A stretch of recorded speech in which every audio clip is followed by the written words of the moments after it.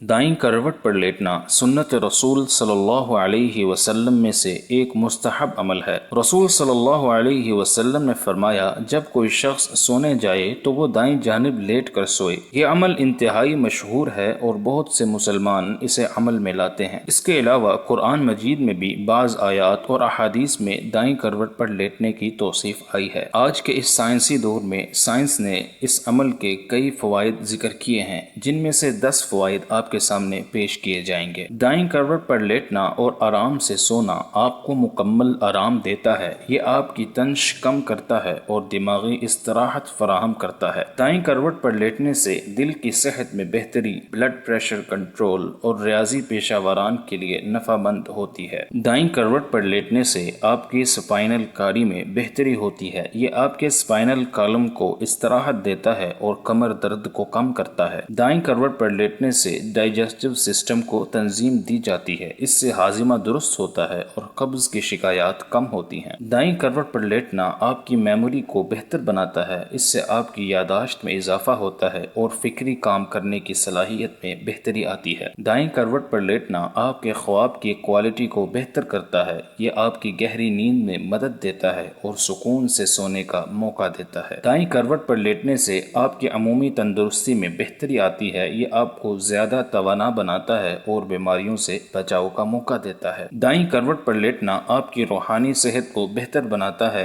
ये आपको इस्तराहत देता है और दिलचस्पी के साथ नई रोजमर्रा की तलब करने में मदद देता है। दाईं करवट पर लेटना जवानी की हिफाजत करता है। जब आप दाईं करवट पर सोते हैं तो जमीन की ताकत आपके जिस्म में चलती रहती है, जो आपको ज्यादा तवानाई फराहम करती है। ये आपको जवान महसूस करवाती है और उम्र के अलामात को कम करती है। इसके अलावा दाईं करवट पर सोने से आपके बालों और जिल्द की सेहत में भी बेहतरी आती है। जवानी की हिफाजत के लिए दाईं करवट पर लेटना एक मुफीद आदत हो सकती है।